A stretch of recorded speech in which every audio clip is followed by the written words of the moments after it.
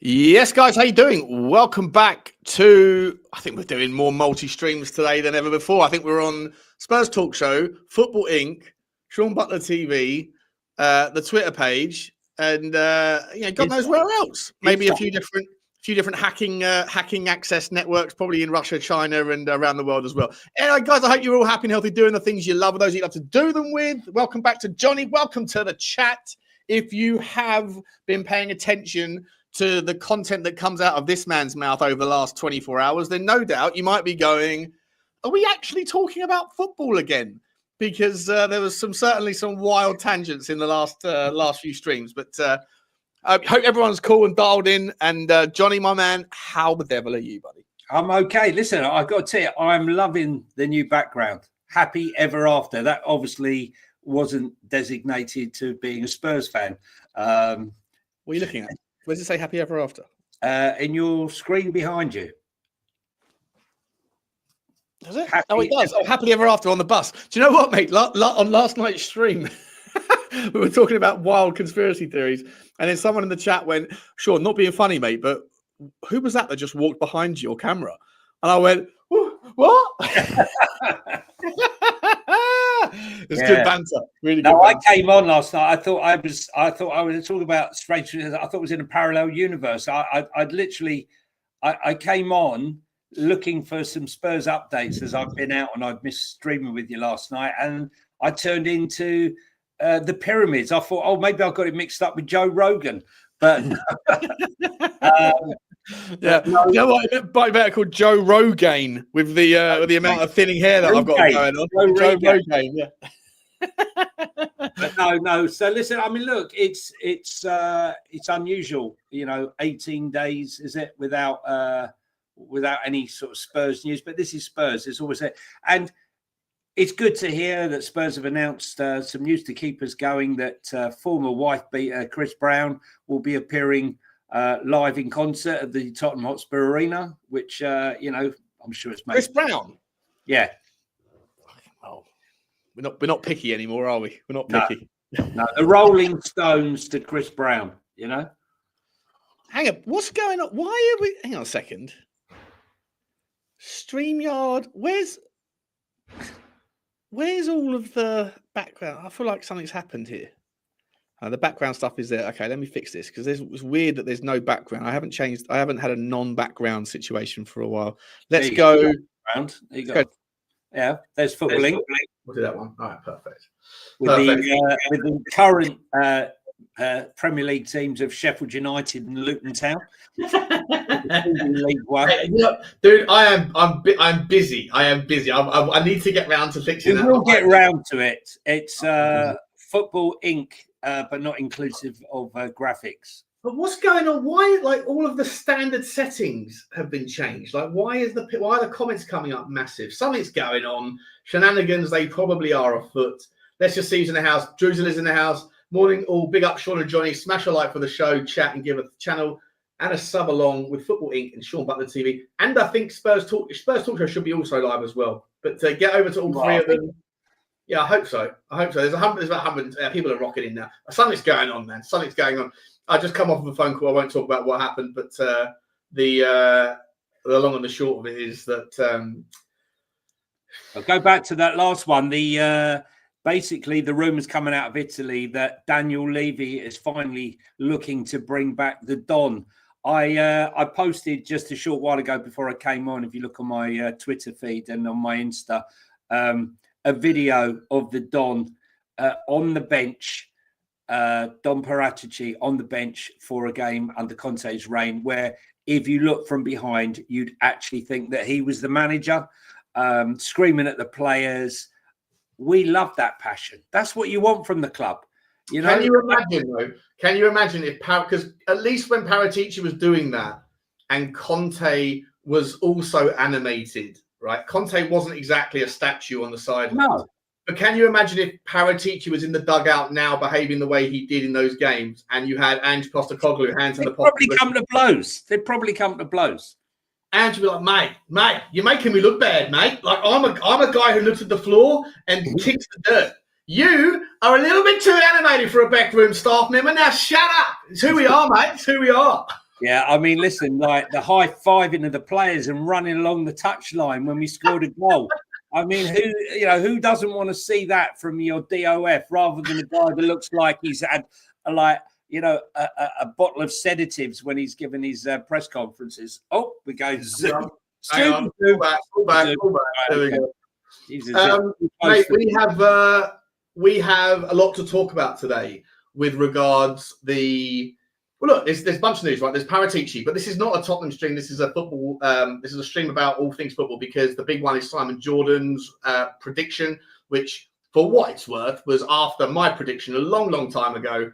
That he coined it better than I did. The Netflix for sport. I didn't think of that, but he said that basically that's what's going to happen. And you know what? You zoom forward 3 years, and it looks like it's happening now. This isn't really. It is breaking news today, in as much as that the Premier League are experimenting or exploring, and basically all but done the deal from the 28th. So the Premier League naming rights for the UK broadcasters and worldwide are all already done for the next 3 years. For people that are on, I was looking at it earlier. I've got it in front of me in a minute. I'll show you.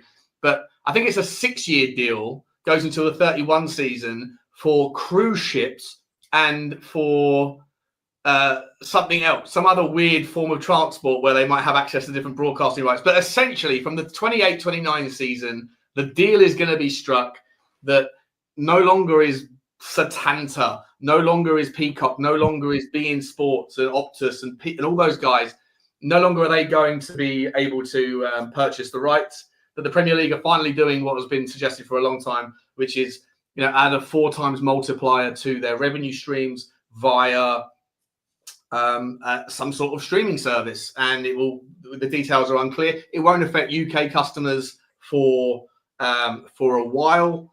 But or at least in that particular pattern, they're going to, for the next naming rights deals for the Premier League broadcasters in the UK are going to remain with Sky and whoever else bids for them, TNT or whatever the latest incursion of that will be. And that's the sort of story, mate. So UK customers, unless you happen to have mechanisms and methods for finding pathways to content that is based outside of your UK, and of course today's stream is sponsored on Spurs Talk Show by the wonderful people over at NordVPN. Guys, you know as well as I do that the cost of content of any type is expensive in the UK, but it's cheaper elsewhere, such as the way of the economics of the world. And through a VPN, you can access, by repositioning yourself, into areas of the world where you might be able to find content that you can't find through your various streaming services. Now, I'm not going to speak specifically about our sport, but it doesn't matter what sport or what you're into, you can find content that you can't necessarily find here on these shores by using a VPN. That is the primary benefit to you if you are only concerned about repositioning yourself for access to different types of entertainment. But of course, if you know me as you do, then you'll also know that the massive benefit of having a VPN is security. And over the last 4 or 5 years, my privacy, my security has been completely evaporated thanks to my, I guess, lackluster access to VPNs back in the day. If I knew then what I know now, I wouldn't be going through the things that I am. And whilst VPNs are not the only source of security that you need, then they are a massive slice of it. And NordVPN, via the link in the description, www.NordVPN, whatever, https //nordvpn.com/Spurs Talk Show is where you can find the greatest deal out there. You can get access to the greatest amount, the highest amount of private servers that will give you a higher likelihood of not being banned or the IP address being blacklisted via those content services. But also, guys, just if you are worried about your security, and you should be, especially if you run your business from your home, then VPNs are a perfect way to begin the process of protecting yourself from the sorts of things that I am going through. So if you want the best deals, 4 months free, I think it is, you can get a 30% discount via Spurs Talk Show's link. Links and details are in the description. Johnny, my man, let's talk about Simon Jordan. Let's talk about the deal. What's your initial thoughts, buddy? Well, listen, look, so many people have tried touching the football rights and got burnt. We had BT nearly went broke doing it. Amazon don't really want to touch it. TNT now have come in rebranded. They're going to try and do it. Look, the fact of the matter is Comcast, who own Sky, are the ones that provide all of the the streaming service, like the actual feed, to set up all the infrastructure and start buying the rights and then getting cameras and getting crews down there to each of the games. Sky are already set up for this over a number of years. So whoever does this will no doubt will be feeding the overseas purchaser, whether whoever it is online, whether it be Netflix or other. I just still question the fact that whether or not these guys can make it pay, because so many others have tried it. Amazon have dipped their toes in the water. Ultimately, the zonal deals for each zone, for the Middle Eastern deal, the Americas deal, seems the way to go for the Premier League. Whether or not one day we will move to a scenario where Sky will enable, like for example, if your game's not being covered by Sky, there's a possibility for you to purchase like a season ticket for your club. Whether or not it will go down that route now is doubtful. It will probably be something way into the future. I know certain clubs, obviously like Man United, with hundreds of millions of followers, would be massively benefited by going down that route, selling their individuals. But Sky control everything in the UK. But the Premier League makes so much money of those 6 packages they sell. I think it would take a lot for them to change that model, Sean. I just think that they're better off to set it up and then get them to bid for each of those zonal regional packages. And the Premier League is still the best league in the world. It's the most competitive. It's the most exciting. I know we probably say that because we live here, but I believe it is. It's like the NFL. It has a USP. It has a USP, and it has a unique price to pay that's not paid by any other league. I know Spanish league does well. I mean, look at the French league, for example. They can't even get a deal together for themselves. So, as from a global point of view, it's not really a great product. But I think the Premier League, whilst they screw up many things that go on with their rules, when it comes to making money from the distribution rights, I don't think they've really missed the trick or got too much wrong over the last 20 odd years. In fact, what we've seen is growth. Obviously, there was going to be a ceiling to which point, we had exponential growth, crazy growth in the early days of the bidding rights. Everyone bidding to when we got to $1 billion. I remember when we first got to $1 billion, it was like, wow, £1 billion. But now the money on offer is huge, but it's increasing slower now than it did back in the day. But still, overseas is where the growth is for them.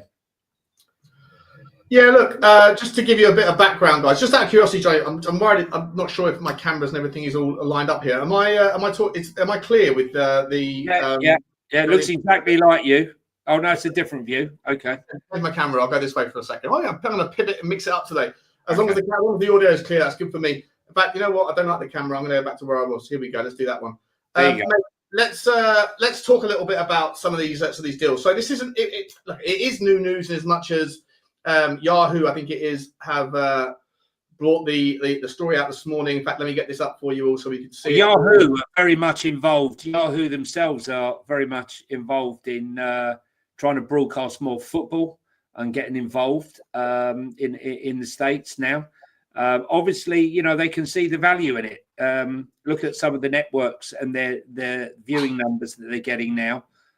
Growth of football in North America especially has been huge. So you're going to get more players coming in trying to bid for the rights. So Yahoo Finance came out this morning with the Premier League. I'm going to read this through as quickly as I can. The Premier League is exploring the possibility of adopting a 2-pronged media sales strategy from 2029 onwards, with a direct-to-consumer model adopted in certain overseas markets but the domestic broadcast rights still sold to traditional broadcasters such as Sky Sports and TNT. The decision to take all international broadcast production in-house from the start of the 26-27 season with a new operation will begin in Kensington Olympia, which will give the Premier League the capability to launch their own channel for the first time, similar to the NFL's Game Pass. While a number of owners such as Chelsea's Todd Boehly are lobbying for the Premier League to sell all of its media rights direct to fans through their own Premflix service, it is likely to be more cautious and begin that process by experimenting in a handful of overseas markets. While the domestic rights auction dominated by Sky would remain in place, the Premier League could insist on taking over the production process, which would give it complete control of the finished broadcast product, a move likely to be welcomed by clubs. London Broncos near Aussie takeover. I don't know why we're not going to move on to that. We'll leave that story there. Johnny, look, the kind of the options here, mate, for Sky, right? They obviously are. They write their own story. They write their own rules. We know from the PFR, or the PSR, the FFP. We know that financial fair play has been a bit of a misnomer, a bit of a shit show, if I'm entirely honest, for the largest part. Although there are obviously some mechanisms and moves in which we have seen some teams have to face the consequences of their actions that have been voted in by the Premier League clubs. To me, and to Simon Jordan, to those that have been talking about it for years and years and years, the notion that I spoke about this to you on the phone earlier, the notion of increasing the access from just having a monopoly that controls the broadcast distribution that Sky traditionally have always had since 1991 for Premier League fixtures, and allowing it to move into a duopoly system was the worst thing that could have happened. But I said this to you earlier, mate, the only thing worse than a monopoly is a duopoly. At least under a monopoly, there are monopolistic rules. You can't necessarily price gouge and take unfair pricing mechanisms to your customers. If you are in a monopoly, you have to kind of be audited by the government to make sure that you're not being unreasonable. Duopolies don't have to work under the same measurements, at least in certain aspects, in certain industries. But in so doing, in a duopoly, whilst you are presenting the narrative, the illusion of choice, the illusion of competition, all that really happened was that Sky lost access to X percentage of their games that they could position themselves, and that they gave it over to BT and to now what we know as TNT in the UK market. But ultimately, the person at the end of the TV screen watching the games, they have to pay for if they want access to all of the European games and all of the Premier League games, they have to pay twice. And unfortunately, duopolies have that ability where it doesn't take very much to be a conspiracy theorist, as you know I am after last night's incredibly fun stream, to sit there and say, well, all you need is a CEO or a boardroom of one company, in this case Sky, and the other company, in this case BT or TNT, to get together and say, look, we've both got access to some games, to some streams. Let's work out what slice of the pie that you have and price accordingly where we can both make money and that the customer doesn't get any benefits from it. And whilst that might be not something that is recorded in the minutes of any boardroom meeting, it's obviously what happened with regards the price of Sky for football, the price of TNT and BT for the access to football. In order to justify their price, they bolt on a bunch of sports that you might not necessarily be interested in, like Formula One or cricket or insert whatever there. And ultimately, what's good for the goose is good for the gander, as long as the goose and the gander are corporations. What's good for the customer is long since forgotten, and it hasn't been a good transition. Customers get price gouged at every point in the turn. Now, on top of that, you have this redundant, archaic exercise that was installed by women's rights activists back whenever it was, in the 80s or 90s. Carefree at the moment, mate. Carefree about that stuff. Where they said that we have to have the blackout, the 3 p.m. blackout on domestic TV for football. It doesn't matter. You can watch games at 12 o'clock, 5 o'clock, 7 o'clock, 8 o'clock, Sunday all day long, Monday, Wednesday, Thursday nights. It doesn't matter. But 3 o'clock on a Saturday, that's not okay. It's an archaic system. And it was only brought in, to satisfy women who thought that they were losing the family to football, and also for lower league teams and for Premier League teams at the time who thought that the inclusion of 3 o'clock broadcasting times would somehow dampen attendance records of football games, both of which have been proven to be silly as the rules were danced through just like they are in the FFP and the PSR. This move towards a Netflix for sport model, it is the obvious catalyst for access that everyone wants a part of. And it's also the obvious access to more revenues which of course Simon Jordan alluded to, that on a very basic model of $10 or £10 per month, which is affordable for most people that can currently afford Sky, that you would have access to your team 38 games out of the season, and you can watch what you want, when you want, live or after the fact. To me, it's an absolute no-brainer. It should have happened. It's happened in nearly every other sport, in every other major walk of life around the world. And I don't really understand the narrative that, well, let's test it in foreign markets before we test it here. To me, that just screams, and the last thing I'll say before I hand it back to you, Johnny, that just screams to me that people at Sky B who spend, I know they're now owned by Comcast, but they are lobbyists in the greatest and the oldest traditions of the word, who want the politicians and want the powers that be to behave themselves so that they can remain relevant. Because if Sky lose access to live sports, it's half their business. Entirely irrelevant. Well, yeah, because they lose half of their business. Half of their business comes, half of their income stream comes from Sky Football, Sky Sports. Look, I don't think we're going to be going down that route just yet. Listen, archaic it is. I mean, I lived up in Glasgow for a few years, and to watch Spurs, I had to drive to Largs, which is the southern part of Scotland, to get near the border, so I could pick up the feed in a pub, because no game from the Premier League or from English football could be shown at a time when another game was being played in Scotland, no matter what the time, 2 o'clock, 3 o'clock, whatever, couldn't be shown. So I had to drive for ages to find a pub further down south that could show the game. It's archaic, but I don't think the smaller clubs are going to benefit from this from the new deal.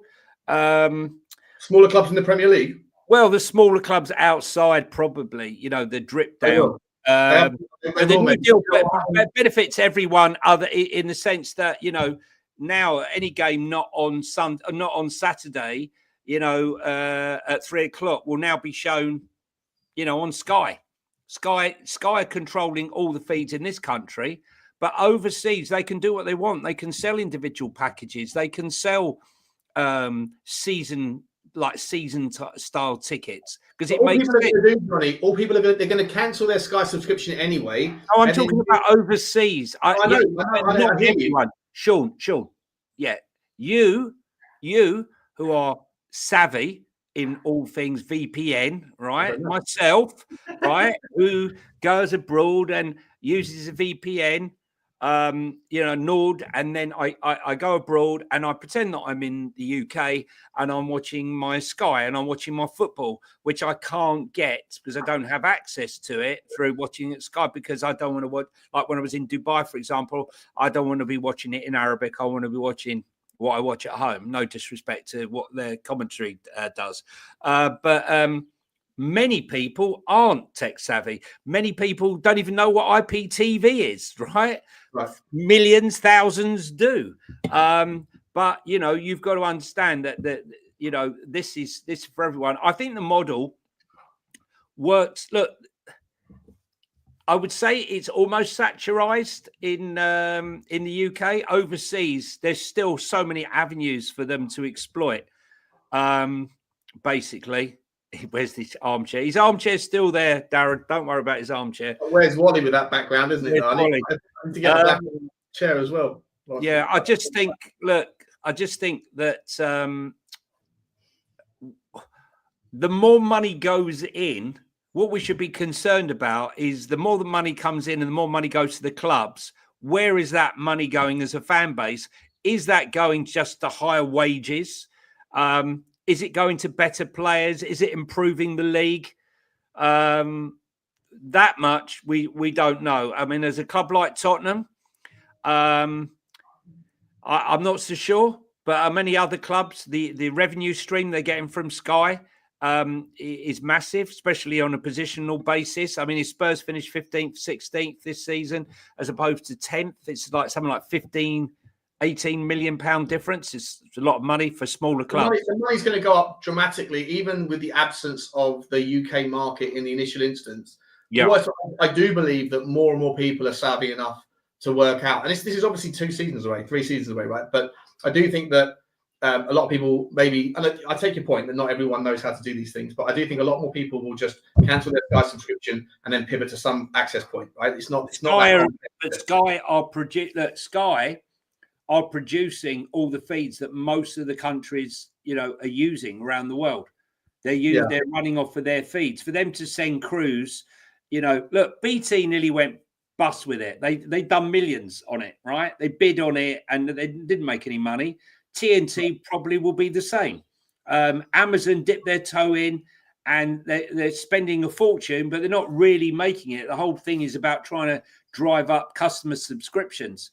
The only person that's really making money from it at this moment, apart from the Premier League, in this country, is the Premier League and Sky. Anyone who's dipping in isn't really getting the benefits from it. Overseas, the numbers are rapidly increasing, unless you're in China or North Korea where they're banning it. So in the initial instance, though, the amount of money that Premier League clubs will receive from the combined broadcaster revenue streams, the combined, right, including Sky and TNT in the UK, plus now this Netflix for sport. I don't know what slice of Netflix USA you're talking about, right?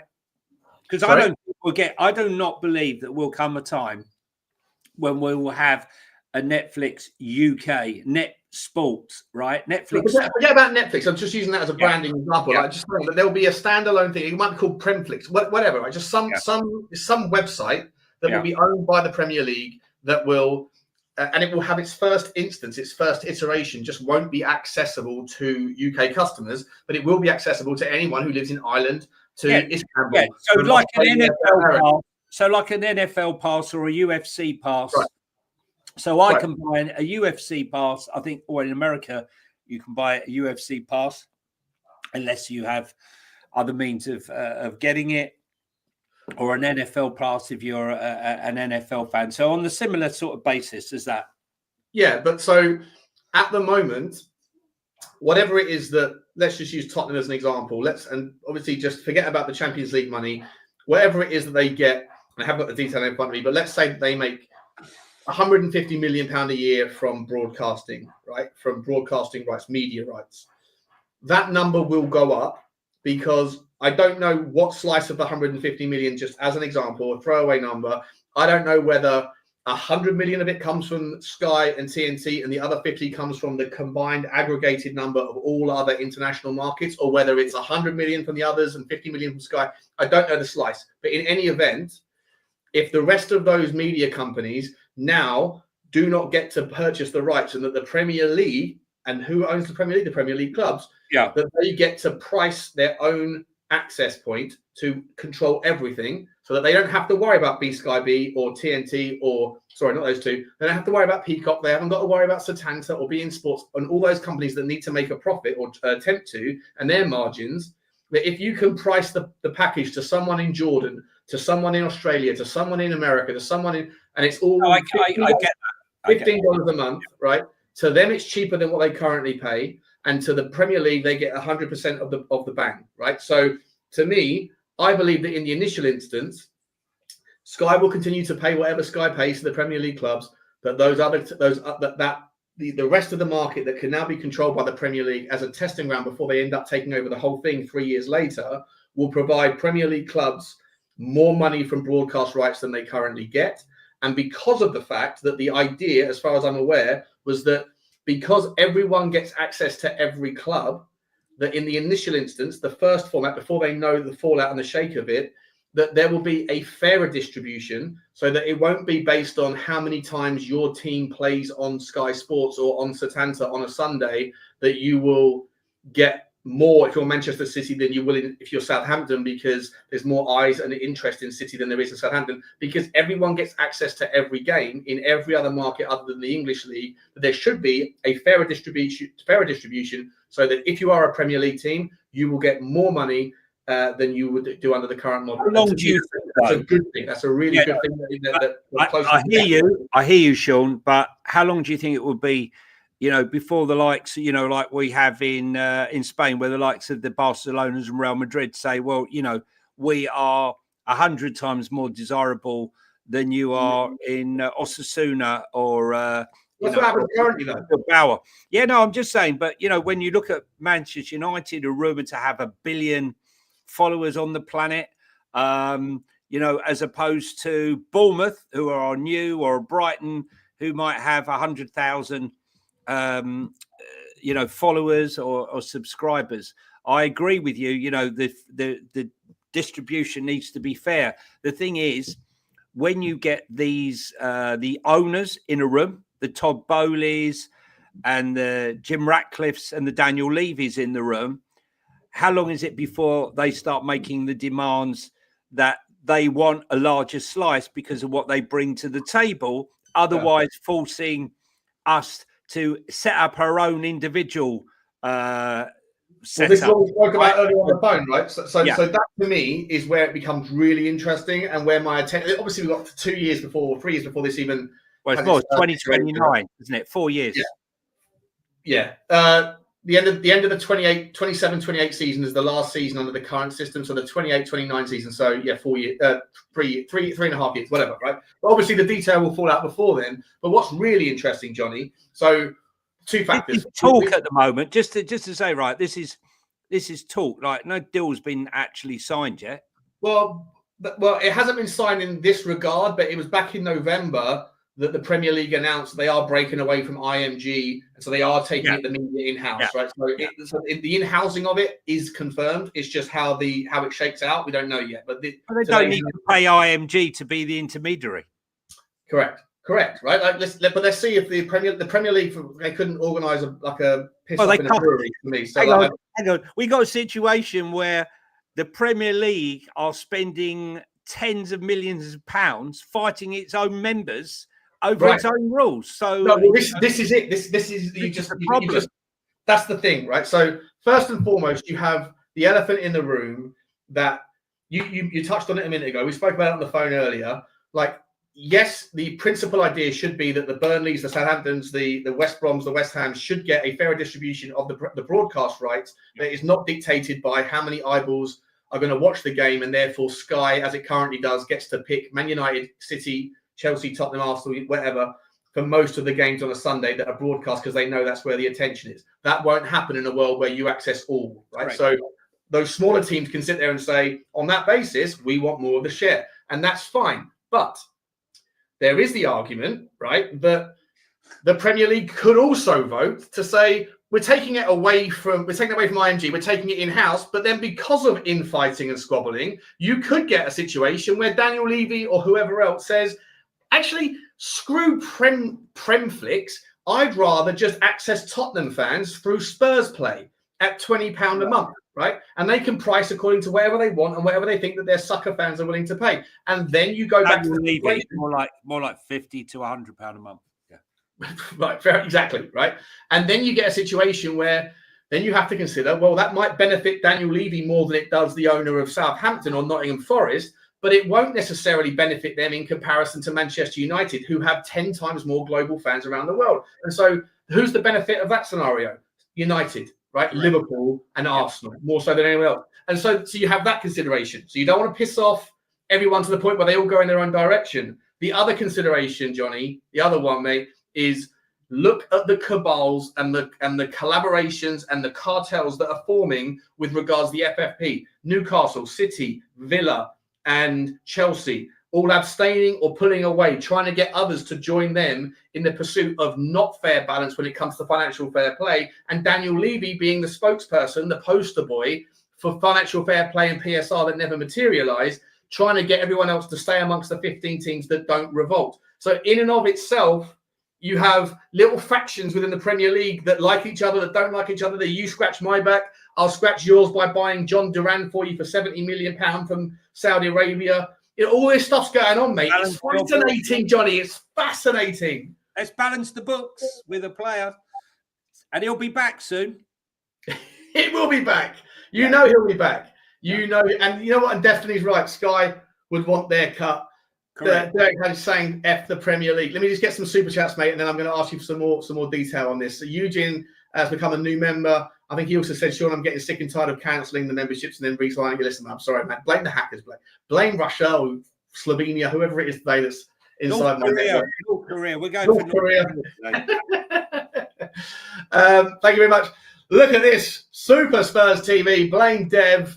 They come in with 10 memberships for you lucky people. If you are the recipient of one of them, given the fact that there's 370 people that are watching, I don't know where you're all watching, but there's probably like at least a 1 in 30 chance that you're the recipient of it. In fact, because we've already got other members as well, maybe less than that, 1 in 20. So congratulations to you. And I'm going to be doing a members phone-in show this week on Spurs Talk Show. Thank you so much, Blaine. And look at this, mate. He closed a big contract this morning. He's sharing the love, mate. You share the love every day, Blaine. Can't tell you how much of an awesome member of the community you are, not just here, but everywhere you go. You're very generous. You're a lovely fella. Oh, by the way, Blaine, Blaine, sorry to jump off. Blaine, about a year and a half ago, got in touch with me and said, Sean, I've got some signed merchandise from Graham Roberts. I've got a White Hart Lane metal like station badge thing. I've got a couple of pictures. He said, if I send them to you, you can give them away on your channel as gifts and stuff. And I said, that's so nice, man. Of course I'll do that. But that's very nice of you. Thank you so much. And he sent them to me, and I put them in the drawer. And I was like, I'll get round. We'll do it in that moment. Yeah, I put them in the drawer. I was like, I'll get them out. And then all of a sudden, I went to get them out to do what to Blaine had asked, and I couldn't find them anywhere. And I blamed my mum. I said, Mum, you've thrown out something that's really important. And you've embarrassed me. She said, it wasn't me. How dare you? Then I blamed the cleaner, right? And I almost got into a row. And I said, it's got to be someone, because I might live like a mess, but I put it in there and I haven't touched it since. Anyway, shoot forward 9 months, and we had to get the decorator around because. Can I just reveal? Interrupt here that Bugsy was in fact arrested for the crime of keeping said merchandise. But once upon examination, it turned out she was entirely innocent. Yeah, there was no paw prints. There was no dusting. The paw prints weren't available. Anyway, so long and short of it is we got the decorator around last week to find out what was going on with some of these drawers. Turned out that they'd fallen out the back and they were locked in the back. And so I've got them. I found them after all. I had to apologise profusely to a few people. Bugsy Malone got a pat on the head. She didn't know why. But Blaine, I've got those gifts that you sent me a long time ago, mate, and I can distribute them very soon, mate, in the aforementioned format. So again, Blaine, you're an absolute legend. Congratulations on your big deal, and thank you so much for the ongoing support. And we've got another member as well in Destiny 5, who I got to see briefly last night on Spurs Talk Show. Popped on, but there was echoes on the screen, so we had to drop off. Johnny, thank you very much, guys. Johnny, let's get back to this story, mate. So, in a nutshell, are you skeptical of it in its premise? Are you optimistic? Do you think that it's going to be a leveling up of the revenue gap between English clubs and Europe? Is it a stepping stone towards European Super League? Because teams like Real Madrid and Barcelona that are not going to be beneficiaries of this, they're not going to be happy, and they're going to go on and talk to Juventus and Inter and AC and Porto and Sporting and say the only way we can compete with England is if we get together and do this European Super League. How do you see this shaking out over the next few years, mate? Listen, I think anything could happen in the next half hour. Money talks, contracts walk. I mean, there's going to be negotiation. There's a lot of posturing. Not everything you read is true. So we'll have to wait and see. But look, don't forget, the amount of people who have cancelled. I'm not going to go through how many people I know who have, and it's a large amount of people who weren't tech savvy, who said, I'm not paying for Sky anymore, right? Yeah. Forget the football. Yeah.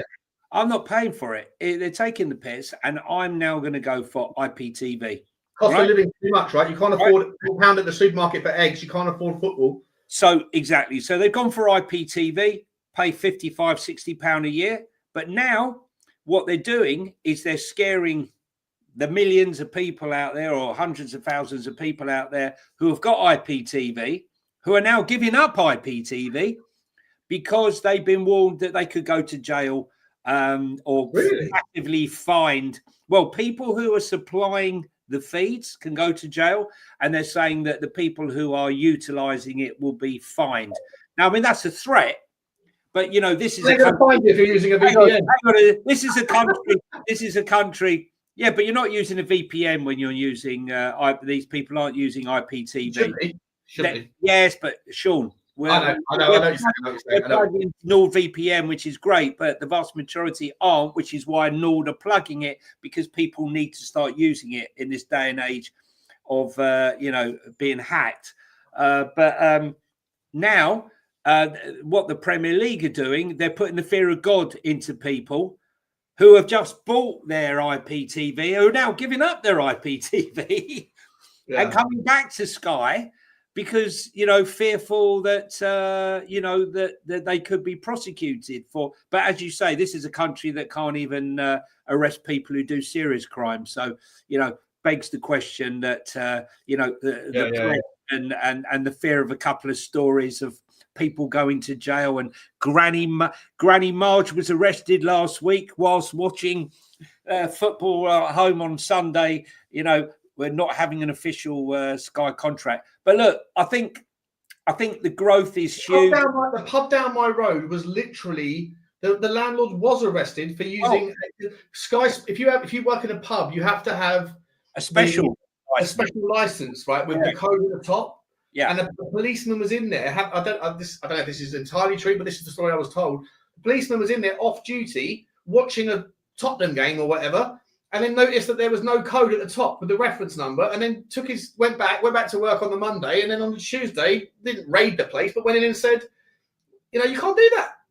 And I'm like, where's the priorities here? Where they big money, Sean? The pubs to show the football are paying big bucks. But in a world where someone could tell us, if someone's out there and could tell us how much the pub has to pay to have the license to show the football. It's hundreds of pounds a year. I think it could be £100 a month. It could be a few hundred. Hundreds of pounds a month. It's a lot of money. And look, to be entirely honest, I get it. They're benefiting from it by selling pints. But when the tax man is putting the price of beer up as much as it is, and no one wants to go out in the pub anyway, Gen Z doesn't want to go out. This is something for the conspiracy world we'll do later on, Johnny. But like when the market doesn't want to go out in the pub anymore because it's too expensive and the price of everything else is too much, you'd think that you'd throw the landlords a bone and you'd let them slide on something like that, because everyone else seems to get slides on other real crimes, like as what's his what is it, Danny Kiriakou says, I think in the chat here. I think he deleted it. Did he delete it? I know who he is. Got arrested for watching TV, but if you rob or stab someone in the country, lets you go free. 100%. Yeah, well, absolutely. We got our priorities right in this country. Good to see you, Danny, as always. Good to see you, Danny. Let's talk a little bit about Andoni Iraola, mate. He's trending all over Twitter today. The odds of him joining before the start of the 26-27 season, or 25-26 season has shrunk. He's the favourite. Articles out there in Give Me Sport and I think Football.London, if I'm not mistaken, saying, or quoting someone else on TalkSport saying, it's 99% likely that regardless of the outcome of the Europa League, that Ange will be gone by the end of the season. Wow. Okay. Listen. I do not subscribe to Johnny's views on this one. I'm not I think if the guy wins the Europa League, he earns himself a new season. Listen, I don't, and I'll tell you why. Okay, I'm fearful of the Ten Hag effect, right? Where he went on to win an FA Cup, and they gave him 200 million to go and spend, and he pissed that down the drain as well. And not for me to find out in November. So sorry, the license pub costs over 20,000 a year for a sports license. That is insane. That is absolutely insane. Well, this is what I'm saying. So it's a massive commitment. And traditionally, before Sky came down, you went to the pub, they put on BBC or whatever, and they would have the game on, or ITV or what have you, back in the day. And someone would be standing there with the aerial. Stand there, Dave. Now, But yeah, now they're just hacking into Range Rovers, top of the range Range Rovers at night. There you go, drive off. See you later. so I don't blame the pubs for going down the fire sticks and taking the risk. You know, £500 a month. That's more reasonable. Listen. I think. If you want to come on, Danny, I don't know if Johnny's okay. If you want to come on, mate, I can throw this. I haven't got your number, mate, and I haven't got access to WhatsApp. But if you want to come on, let me know. If Johnny doesn't mind, I can. Fine. Drop the link in the description in the chat there. Let me know. You can come Listen, go back to Iraola. Look, I've been a big fan for quite a while now, since last season. I remember listening to the owner of Bournemouth, the American Foley, who did this launch of a company that I stupidly got involved in called PaySafe. And I hated the guy, and I saw him on TV after he took that. I was going, "You hate you." But then he started talking about why he had sacked Gary O'Neill and brought in Iraola. I was thinking, this is interesting. So I was keeping a watchful eye on Iraola, and he didn't start too well. But he started to improve the team, and they ended last season with their highest ever finish. And I believe that, you know, he gives me Poch vibes. He always has done. And so for me, he would be my number one choice. I know a lot of people are against him. You know, he plays a more aggressive style, will have the same injuries. There is a lot of things. There's a lot of reasons why we're suffering our injuries right now. And it's a mixture of Ange Ball and our medical team. But for me, he is my number one. I wouldn't care if someone else came in as long as they were competitive. Listen, I'm going to make something. He's your number one, really? He would be my number one. Probably number two is between Hoeneß and Frank. Probably Hoeneß is probably number two from Stuttgart. Yeah, really good coach. He's done really, really well. Brought a lot of youth players through. But I just want to make something really clear, right? You know, as a person, Andrew was like a breath of fresh air when he turned up at this club after Conte. You know, he was jovial. He seemed like a very approachable guy, breath of fresh air, a philosophy. And the philosophy looked fantastic because the philosophy was being matched with results on the pitch in those first 10 games. Yeah. But since those 10 games, since the Chelsea game, before the Chelsea game, November the 5th, 2023, we've lost 35 games. And that positive philosophy has given way, and happy-go-lucky chappy has given way to a guy who looks depressed, angry, agitated, and nowhere near the guy that turned up at the club. That will be the pressure of managing Tottenham Hotspur. But I actually don't blame Ange in a sense. I blame Daniel Levy from the point of view, and Scott Munn, because it took them 4 months to find Ange Postecoglou at a time and a place where, okay, we didn't get Slot, but Gallardo was free, Amorim was free, Noel was there. There were so many top quality managers that I believe that were more appropriate for Tottenham after, you know, Mourinho and Conte. And so I blame them. I don't blame anyone for having the confidence in their own ability to come here from a lower league and feel that they could replicate that at a club like Tottenham. I'm never going to knock that because self-belief is important, but he just hasn't done it. And as I said, you know, I made up my mind February 2024 that I just really didn't think that this was going to happen. But if you'd asked me in November, December, January, at the end of 23, beginning of 24, I was one of those guys saying, wait till we get our players back. Wait till you see, and you'll see us playing Ange Ball and, you know, how exciting it is. But then I slowly came to the realization that the philosophy is one thing, but putting it in practice is another, and it's not working. And I don't see it ever working because he's not going to change. And what we have now is, interestingly enough, I believe that Ange has changed. He has tweaked his tactics. In fact, it almost seems to me, I don't know what you think, Sean, but he's become more pragmatic in some of his setups, where he isn't so gung ho. There are moments of the old Ange ball all out attack that we see. Maybe the third goal against AZ Alkmaar, maybe a couple of others, but it's few and far between. So, I hope he has a good career moving forward. Listen, I hope he wins the Europa League for all our sake, because this is. If he doesn't, obviously I think we all agree sunset him, right? But if he does, would you understand my point here? I totally get your point, especially the Ten Hag thing. I totally get it.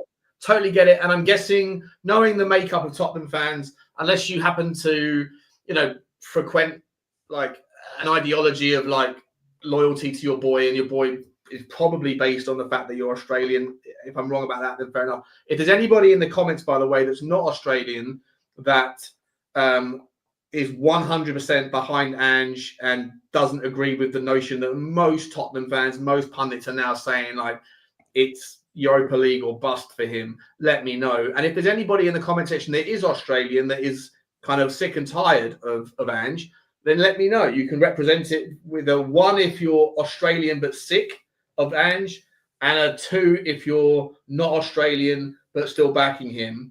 I'm of the opinion, just generally, mate, like I totally get the idea that, and I've even been an advocate of this in the past, where I called out other channels for the Man City till July thing. I called out other channels, or not specifically, but I just said, like, you're rooting for Tottenham to lose in the cup because you were saying things when Daniel Levy out. I've never been that. Sure, just clarity. Sorry, I'm not saying you. I mean, no. But for clarity inside the room here, I know you. I go home and away with the desire and belief and hope that we win every single game, regardless of my feelings for Ange Postecoglou. And that's the way it should be. You can have an opinion that is, I don't rate this guy, or I don't like this person, or whatever, but you can still root for the best for the club, because that's what the ultimate overall. But I remember people that were saying like, oh, Ange out is finally getting some wind. You know what will derail it would be if Tottenham go on and lift the Carabao Cup. And at the same time, they were kind of championing this idea of like relegation being the best thing that could happen for the Levy out movement. And I was like, what's going on? And I was like, this is outrageous. That's not fans. That's not fans. That's people that have got agendas that care more about being right than what is right. I said it 1,000 times. It really pissed me off, but it is what it is. Feel how you feel. Do your thing. Do you. Whatever. I don't care about that stuff anymore. But at the same time, that same energy could be attributed to people that kind of go, look, I want Tottenham to win the Europa League. Of course I do. It would be the most successful thing we've ever done in 40-odd years. But in winning it, then you would have an uncomfortable conversation as fans. You would have an uncomfortable conversation if you were the boardroom or members of the board that were basically saying, assuming we don't win the Europa League, then we all agreed that like the summer's the best time to move on and start again, etc. And I would imagine that most people subscribe to that. Can I add something, Sean? Can I just let me quickly finish? 3 more sentences. Yeah. In a world where you do win the Europa League, I believe that it is an uncomfortable conversation, but I am someone that champions meritocracy. I don't like popularity contests. Yeah. I like merit-based decision-making. If you have deserved something, you earn something. And I think that if he wins the Europa League, then on merit-based mechanisms, he deserves the next season, even though I actually think that he isn't up to scratch, he isn't good enough, and that having him next season will ruin next season because we're unlikely to repeat whatever that remarkable anomaly of winning the Europa League would be. But in the Champions League, we would be exposed. His tactics are not good enough. You mentioned that he has adapted and gone a bit more pragmatic. I believe that's a good thing on paper, but when you actually analyze it, as I said 1,000 times, Johnny, when he defended his criticism about injuries, he exposed him. He said, it wasn't my fault because we don't train. And in so doing, I'm like, well, then if that's the case, why are you doing the back three? We spoke about this the other day. I won't repeat it. So I don't think he's good enough. I don't really want him. But on my general merit-based idea of life, I think that if he wins, sacking him would be an uncomfortable conversation in my mind. Not for an owner that sacked Martin Jol at half-time and Mourinho before a cup final. But I would say to you, to add some context here, if he was to start winning or went on a run of 8-9 games without losing, good to see you, Brian.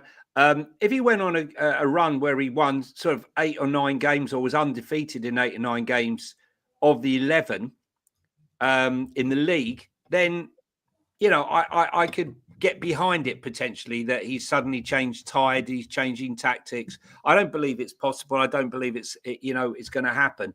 I blame the board. I don't blame Ange because, you know, Ange anyone in their right mind. I blame the board for not having the ambition to go all out to get Arne Slot or to get a manager that befits where ambition lies, right? So, for example, you know, Arne Slot, Amorim, Nagelsmann. Listen, we can go through the managers who I felt. You wanted Amorim. I mean, like, we all wanted Amorim, but look what he's done at United so far. No, listen, I think Amorim is already showing signs of turning that ship around. But look what he's got there. I would back Amorim.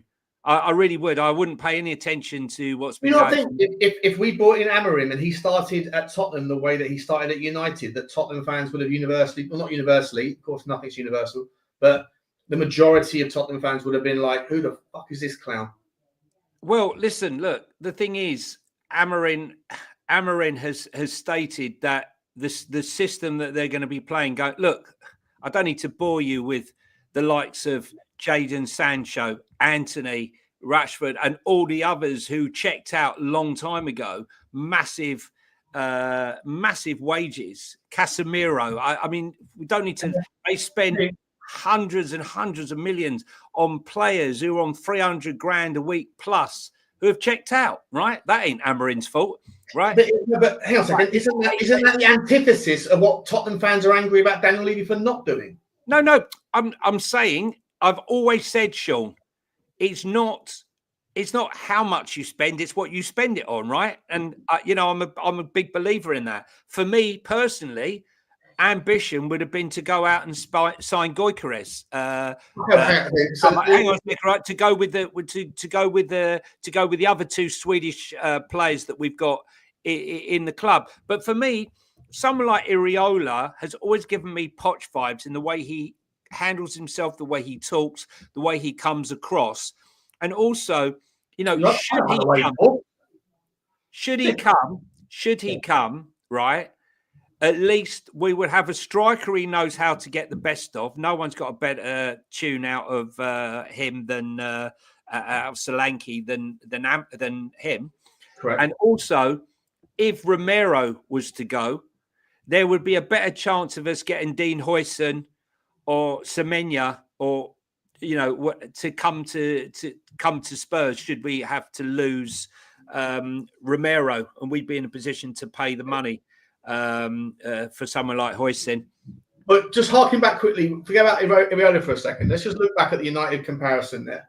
I'm not close to other managers, right? Just for, you know, I'm just saying. You know. I know, we're having a conversation. Just what you're saying, like Amorim. You would have backed him, gone through the turmoil. I'm not doubting that because I don't think you're. Yeah. I know you don't fancy Ange, and you haven't for a while. But just about generally speaking, broadly speaking, Tottenham Hotspur fans are impatient, right? They are expectant, and I believe, without being disrespectful to many, I think that there's a bit of an entitlement that because we used to be, we should still be, and the fact that we're not and haven't been for so long, it's not good enough, and therefore it's X, Y, or Z's fault, yada, yada, yada, whatever. We can harp on that all day long. But with that, if you agree, generally speaking, that Tottenham fans are a little bit fed up of not being successful, I would make the argument that if Amorim came in and started with the same levels of returns on investment in terms of league position, etc., because we're having a very similar season, basically inseparable in the Premier League. Both got to the quarterfinals of the Europa League. Both ultimately unsuccessful in the FA Cup and the Carabao Cup, right? And not much to split between the two teams in terms of quality. Yeah, I think Tottenham have a youthful, more exciting team, but United certainly have got some youthful things to look forward to. The difference being that, yes, you can talk about the overpaying of wages to players that put their feet up when they got their deal, but a lot of Tottenham fans that hold that same energy regarding impatience and expectations and entitlement, those same fans hold a lot of Daniel Levy's feet to the fire for not paying the wages. Manchester United owners, whilst they're greedy as hell and take too many dividends, they do pay the wages. But it's not just overpaid now lazy players that are the problem at Manchester United. If Tottenham had signed Casemiro, he was a statement signing at the time who started off well but then fell off a cliff. Right? A poor judgment signing, Sean. Poor judgment. Manuel Ugarte was a player that every Tottenham fan wanted, and Man United got him. Right? Man United fans look at Matisse Tell and are furious with United's owners for not signing Matisse Tell on January deadline day. There's so much overlap and so much sort of similarities in the story. I understand that. Look, I don't think the Tottenham fans would have been that patient with Amorim like they haven't been that patient with. Can I just say to you, honestly and truthfully, and I'll ask you the question: do you believe the current Tottenham Hotspur squad is as bad to be sitting in its current position? No, but I don't believe the same for United either. I think there's something fundamentally wrong at that club that has been eaten away. I mean, the fact that Jose Mourinho, they were outing Jose Mourinho for winning, was it the Europa League and the FA Cup? And he was hounding out for not being successful enough. And yet, they're a shadow of what he was producing at that club. Ten Hag had moments. Manchester United, do you remember when I did that stream about 3 months ago, mate? I don't know if you weren't part of it, but you might have seen it. It was I did a 75-year analysis of trophy distribution because I was trying to kind of make the argument about Daniel Levy not necessarily being the fault of the gap, the trophy gap at Tottenham is not necessarily all down to an internal thing. You have to look externally, right? And I won't harp back on, but the overall takeaways were that money in football is the biggest factor that is a distribution of success metric. The other things were a youth team that was a conveyor belt of talent that had access, that contributed. Very important. Very, very important. And Tottenham have done well in that regard, at least in the initial, we're seeing the grassroots of it, the green shoots of it. But the other factor that all of the teams go back to 1950 until now, every team that had success that wasn't periodical or wasn't momentary or wasn't fleeting, every team, no matter who they were, that had sustained success over periods of time that had a close proximity. The other thing that no one ever talks about is a figurehead at the football club that was above everything. That was and it's a little bit less relevant now, or less figurehead in the boardroom or on the pitch. Somewhere in the club, right? Somewhere in the club. So you look at managers, right? So Alex Ferguson's the best example of it. Obviously, at United, it was 20 years of his thing. Arsene Wenger is an example of it. Yeah. Tottenham had one somewhat we didn't have the success, but you go back to the 60s when we had Bill Nicholson. He was a bit of a figurehead, right? And Birkinshaw. And Keith Birkinshaw. You had Kenny Dalglish at Liverpool. You had name me the most successful managers at Liverpool in the 80s and the 70s. I forget. Nottingham Forest had Brian Clough. Ainsley, exactly, right? So, there's about, I went through it, there's about 12, 15 examples. And even at Chelsea, you had it doesn't have to be a manager, but you did have the Mourinho era. But Abramovich is probably that guy. Like I say, it doesn't have to be a manager. It doesn't have to be an owner or a player. It could be any of them. But then you had leaders on the pitch that were there for their entire career, like John Terry and the Frank Lampards that moved from West Ham and then stayed there forever. There's no example in any of the analysis that I did of teams that had sustainable success, that weren't financially better than everybody else, that didn't have good youth acquisition or access profiles, and more important but less spoken of, the lesser spotted relevant entity was always an overarching figurehead that was above everything else. And Tottenham don't have that. Danny Levy isn't it. The manager now isn't it. And in a world where managers only get 18 months to prove themselves or they're fucked off to the next one, you need it from somewhere. And I don't know where to find it from. But it's for me, it's very much about how you spend your money, and being smart with your money, not how much money you spend. You look at Liverpool when they got like 140 million or whatever for Coutinho to go in and buy Virgil van Dijk and Alisson. And then you look at Spurs and we sell Gareth Bale, and we didn't really have any success. If you want to say Christian Eriksen maybe and Lamela, but how successful were they? And then we look at us selling Harry Kane for 100 million euros and us bringing in, Solanke. No, we're bringing in Brennan Johnson for 47 million. It's how you spend the money. Manchester United have spent the money appallingly. They bought names. They haven't scouted the makeup, the mental makeup. I mean, Jadon Sancho had issues, right? He was in Dortmund. He's gone out to Dortmund. He did well at Dortmund. He's come back. He's had issues. And he's at Chelsea. He's at Man United. It's not just the talent.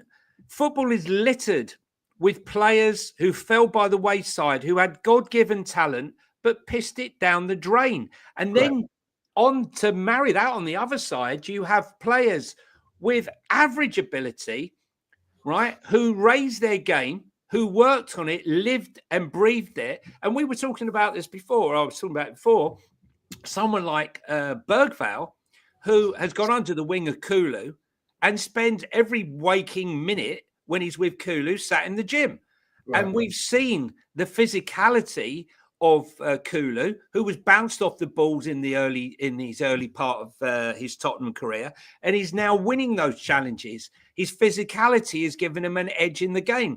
It's how you apply yourself. It's application and mindset. And unfortunately, it's very difficult when you give someone young, 300 grand a week or 250 grand a week, plus their extras, plus their outside activities to remain focused. And, Right. You look at Cristiano Ronaldo, we all think, sometimes, what is he? But look at the guy. He's still at the European Championships, the World Cup qualifiers. He lived the life. And I'm not taking him. What I'm saying is, if you live the life, if you're like a Dean Henderson or what's his name, who's played for Liverpool, Villa, my brain's gone now, who's played God knows how many games. James Milner, right? You would say, is James Adam Lallana another one? Who lives their life. Sometimes they're unremarkable on the pitch, but they are unbelievable professionals and therefore have a fantastic career. And some managers, some directors of football have screwed it up for managers. I mean, look at Spurs. We finally commit to spending money for Pochettino, and we buy Ndombele, Jack Clark, Ryan Sessegnon, and Lo Celso, who between them, I don't know if they played like 60 matches between them over the 5 years. Yeah. And then you look at other. That was Hitchin, wasn't it? Steve Hitchin, yeah. But then you look at other. He's the biggest. I mean, he really set us back, right? Set us back. But because my point is, had you invested that money, and then the players that you have procured have gone on to become massive successes, and you're selling one for 70, 80 million. I don't think we got any money back for any of the players. We lost money on just about all of them. Yeah, we don't. I think if you go back in the team, I think we did this a couple of weeks ago, Johnny. The last three players that we made a profit on, there was Steven Bergwijn, there was someone else who I forget, and before that, you have to go all the way back to Gareth Bale. Yeah, Kane, not including players that we like Kane come through the use who didn't cost anything, but players that we bought and then sold later for a profit. Bergwijn we made 2 million on. Bale was what 10 years ago, and 11 years ago, I think. And then there was Modric, yeah. But I think there was someone else. We have to go back to Berbatov, I think, probably. No, there was someone else between Bergwijn and Berbatov and Carrick. Yeah, they were before Gareth Bale, weren't they? So that's yes. well back. But I mean, there was one other player. It doesn't matter. I subscribe to everything you're saying. Let me ask you a question. You mentioned Decky. I spoke about him today on my Tottenham walk, and the rumours are that if Fabio Paratici's deal with Milan is secure, we were speaking about this last week, saying we don't know if it's a tug of war. You know, Don Paratici, gone Paratici, con Paratici, it's back on Paratici. We don't know what's going to happen. If it looks like he is going to go to Milan, the rumours are that the very first player that he wants to sign is Decky. And according to Football London, I think it was Football London, who's not they're website, but they're still more you put them in a higher tier. £50 million. I mean, it's laughable. Come on. You know, we paid £47 million for Brennan Johnson. We paid £60 million for Dom Solanke. Give me a break, okay? He ain't going for that amount of money. We paid £35 million for him, plus the loans and all the rest of it. It's not happening. You know, you want to pay, you got to pay through the nose. Again, paper talk. There's not much to talk about right now. It's not happening. And Kulu will not be playing against Frankfurt. No chance. No chance. He's not ready. Nah. We got Chelsea first, right?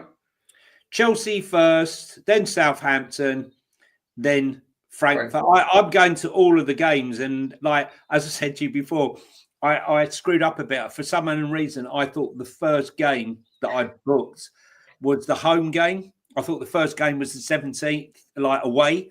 So I spent all that money. 300 quid on a flight, hotel, all the rest of it. It could be over before I even get on the plane. But I suppose we'll just have a nice time in Frankfurt. And I need to understand that. So you booked the flights thinking we were playing at home? No, I just thought that was the first game originally. The time. Okay, right. So, okay. Yeah. I thought we were at home because I can't understand what is the point of having a top 8. Yeah. Right. Where you finish 4th and you play the second game away from home from a team that finished later because of a draw.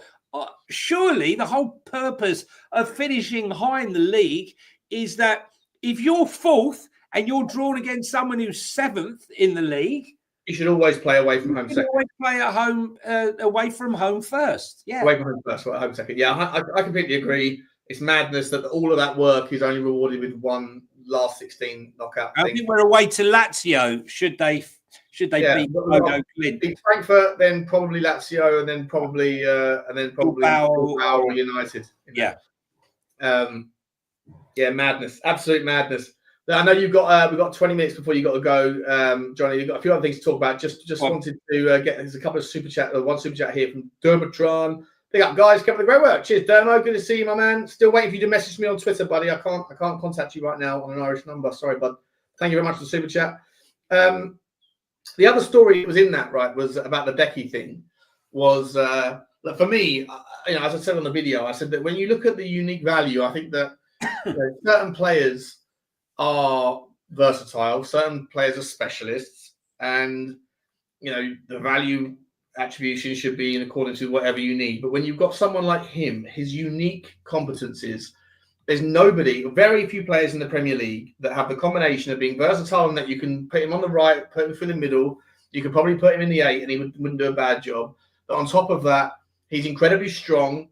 That he's got lungs for days, like 4-lung Decky, and that he's got this swifter feet that can control the ball at close contact. That he can drag the ball, put it between his legs as though he's 5'7". The fact that he looks up when he doesn't even have to. I used this analogy earlier. It's like a dwarf at a basketball players convention in that he's always looking up. He looks up more than any other player I can think of in our team. And he still has the ability to keep the ball under close control, which is difficult for a guy that's 6'1" because the proximity between, or the distance between your eyes and your feet is bigger than it is for small people that have lower centers of gravity and that are better at that traditionally. But on top of that, mate, all of that stuff, right, which makes you versatile and specific in your skill set. But on top of that, having an 18-year-old hanging off your fucking wing every day is a bit of a ball ache, right? Like, you don't want to be a mentor, you know. Well, Sean, come on. I mean, listen, if they're annoying nudge, I get it, right? I get it. You know, it's like having a dog chewing on your ankle. But yeah.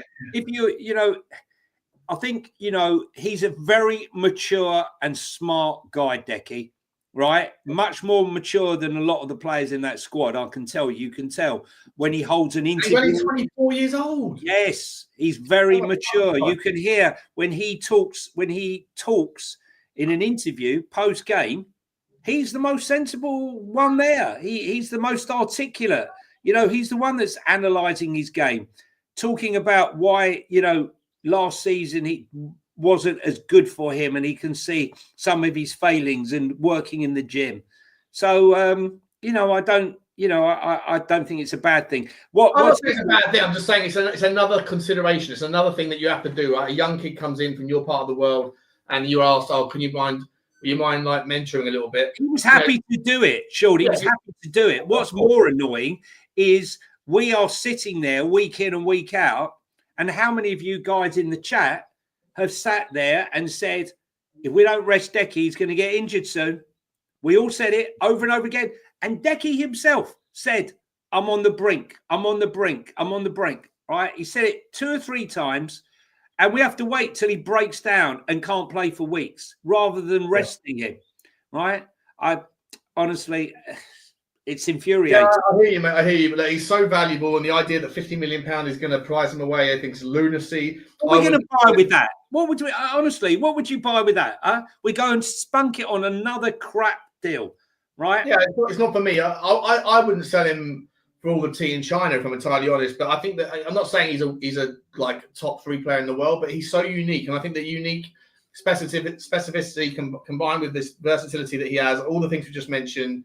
Age on his side, his inbuilt desire, drive, and willingness to do better, and the fact that he's not it's not problematic for him or a distraction to have to take someone else under his wing, who, by the way, is the beneficiary of his hard work. The geezer spends more time in the gym than anybody else now does. So does Bergvall, and Bergvall, if he's going to be the 6, needs to bulk up. And Bergvall's been our, best midfielder this year. He's been incredible, and he's going to be the beneficiary of all that time. So, the guy is just invaluable to our team. £50 million, I would like £100 million, and I would still sit there and go, show me the plan with it, and maybe we'll talk. But either way, 50 mil doesn't do anything less than 90. And I'm sorry, I'm not interested. Where I wanted to go next with you, mate. So we've got 15 minutes, right? I just wanted to bang through some stories for you to get your take on it.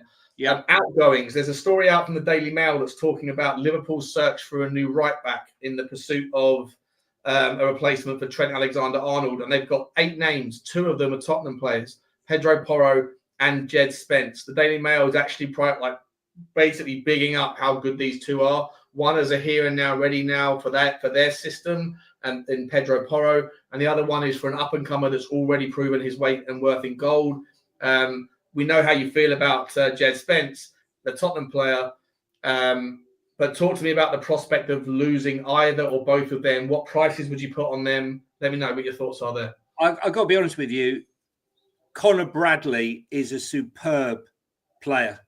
And I think Liverpool, whilst Trent is, a fantastic deliverer of football, there's no doubting that. I'm not going to sit there. Questions have been asked sometimes about his defending. I think under Arne Slot, it has got vastly better. I'm not sure whether that is more to do with Slot's system than Klopp's system, or that he's worked on his game. But he definitely does look better from a defensive point of view. But Conor Bradley, every time Conor Bradley's come in, he's looked very exciting. I'm a big fan of his. Interestingly enough, since Jed has been gone to Genoa and played out on the left side, and Jed has been forced to play out on the left side during the injuries to Destiny, the lefts, he's played many more games over the last year or so on the left than he has on the right. And I think it would take him a little bit of time for him to come out onto this right-hand side to be as effective, because when I have seen him on the right, he's looked a little bit shaky. I saw him against Ipswich in the opening 10, 15 minutes where he was doing a Pedro Porro being caught up the pitch. But that's a lot to do with Angie's system. I think they're probably more likely to go for a Pedro Porro. But let's be honest, when you paid 45 million, what are they going to pay? Well, so I'm asking you, what would they pay? What would you sell Jed Spence for right now? What would you? It would have to be in the region of 50, 55 million pound. And are Liverpool going to pay that? I don't know. And They've got all the money in the world. They never want to spend it. It's like. But you have to have competition for places. I'm not going to say the word backup. I just said it, but I mean, I don't believe in the word backup. I believe in competition for places. I think this thing where, Spurs fans say, or not just Spurs fans, all fans say, oh, well, he's not going to get in the starting 11. This is a squad-based game now. It's a squad-based game. And if we only thought about the first 11, we would have no one.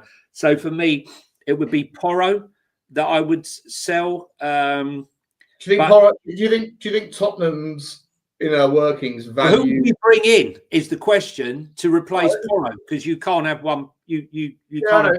We still need a fourth wing back anyway, full back anyway. Right. But, I would make the argument, if I'm entirely honest, that Jed Spence is worth more to Tottenham than Pedro Porro is. I agree. From the flexibility. Well, flexibility, I just think that he's better defensively than Pedro Porro. I think we haven't seen anything like the best of Jed Spence. Jed Spence is still going to make mistakes. They both make mistakes. I think Pedro Porro is more technically gifted.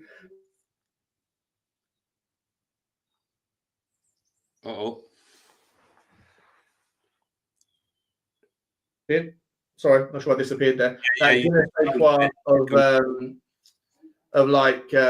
Just the wherewithal, right? Like all of the shit that he's had to go through, the kind of dismissiveness that I mentioned before, like the life lessons that you learn from going on loan versus going to a club down the road. I think that the life that you learn more from your tougher times than you do from your successes, because success is easy or easier, and you're celebrating. So like you think, I deserved it. Whereas when you struggle in life and you feel like this is against me, I don't deserve this, and then you find a way to come out the other side, you're better off for it. You learn more, you're paying more attention to why, who, how, and what it was that went wrong and why, Basically what Sean's saying, what doesn't kill you makes you stronger, right? Sorry, I think Jed Spence is the beneficiary. My internet's going mad, obviously. Yeah, I was just saying, what doesn't kill you makes you stronger, right? What doesn't kill you makes you stronger. I think Jed Spence is the beneficiary of 3 very tough years, and he's come out the other side and he looks better for it. Genoa, as we said, was the making of him going to Genoa and again being forced to play on the left-hand side. But what's the other story, Shawnee? Yeah, so we've done that. The other story is players coming in. So a few stories out there today were around. So Rooney Bargy, I know we spoke about this on the phone earlier. I'd like to get your take on that. And then the other stories were. I'll start with Rooney Bargy, mate, and I'm going to remind myself. Rooney Bargy. Rooney Bargy is a non-starter. He's still out injured. He's been out for more or less a year now since he got injured. I think it was an ACL he did last year. Spurs had a lot of interest in him. He was creating a lot of excitement out there at Copenhagen. But at the moment, I can't see that one happening at the moment unless he somehow gets back towards the end of the season and starts playing some games. It's very hard to make a decision. I remember, if you remember the other Norwegian guys out in Norway, should I say, was it Nusa? Yep. Who fell apart and is at Leipzig at the moment, who aren't doing really well. Smashing it. Not doing bad. He's not doing bad. Leipzig aren't doing so great themselves, but the other 2 stories, mate, around wingers that are out there.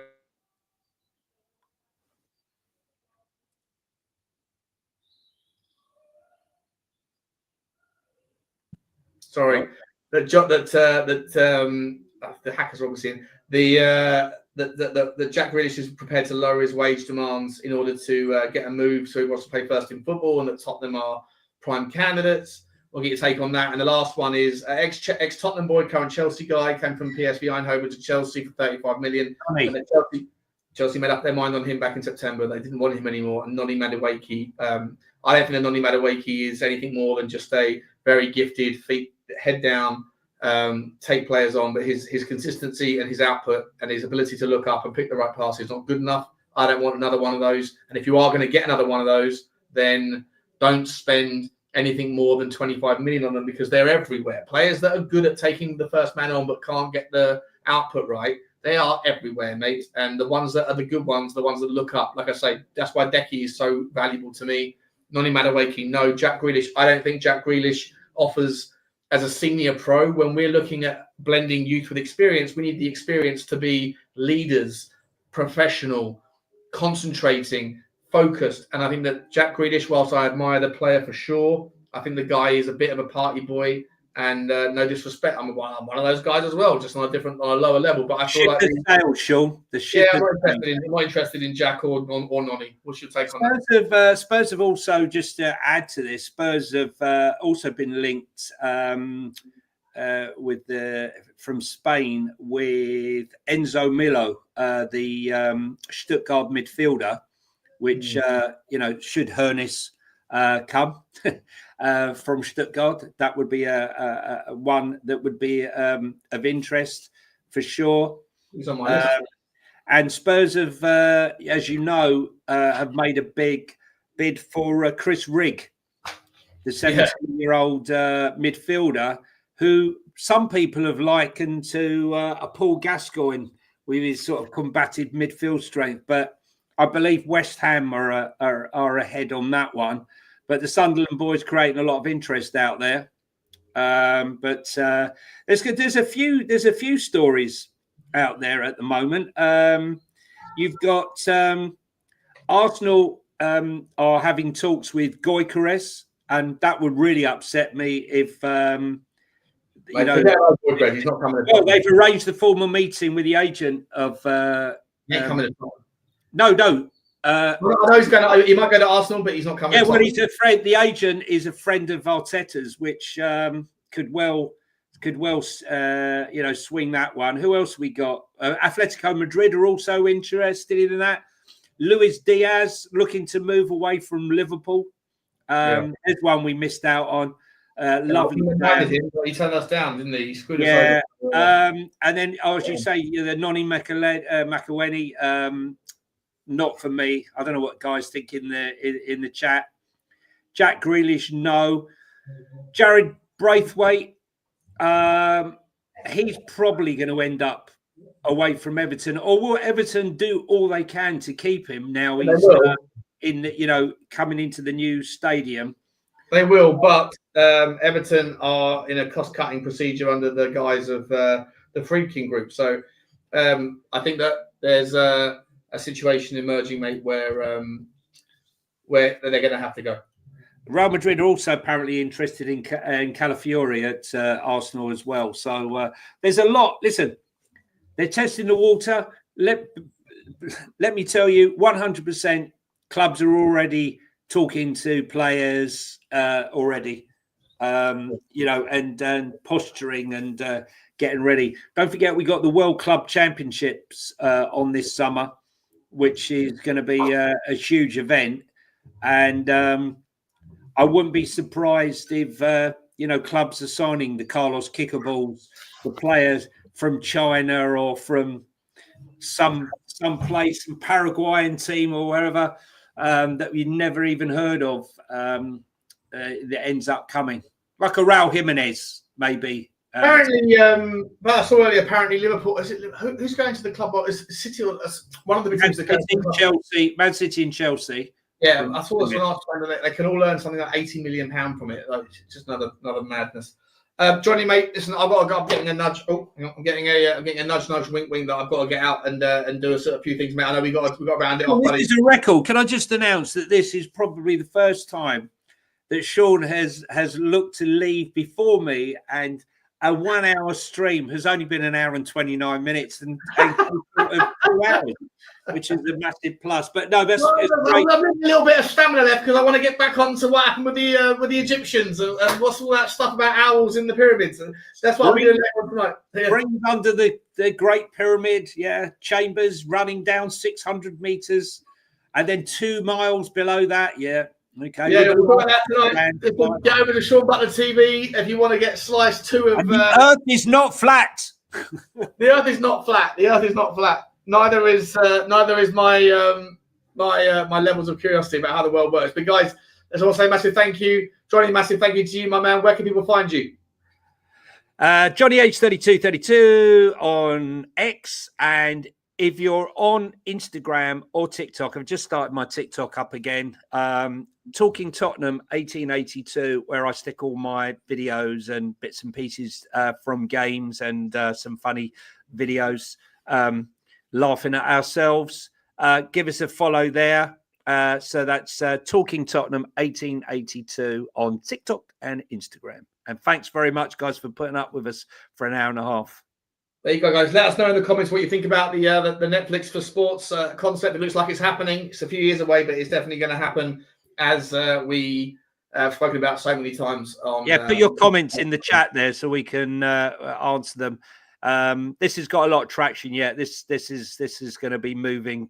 Around article, but I tell you what, it's fascinating because there's a lot of moving pieces in regards who makes the rules and who's going to be picking and scratching who's back now and all that stuff. And we'll find out. We've got lots of time to talk about it. More money. More money. That's all you need. More problems. Get over to Football Inc. if you're coming via any of the other channels, and make sure you smash your subscribe there. Get over to Sean Butler TV and vice versa, and smash your subscribe over there. And if you're on Twitter, smash the follow button. More content to come. I'm hoping that I can get out tonight and go into part 2 of, I'm not saying it's aliens, but it sure as hell ain't humans. As always, guys, like, subscribe, and comment. And thank you very much, by the way, for the super chats. And a massive congratulations to you, Blaine. Thank you for your generosity. Thanks for the members, Destiny, and Eugene. And it's goodbye from him. See you on the next one. Ciao, guys. Bye-bye.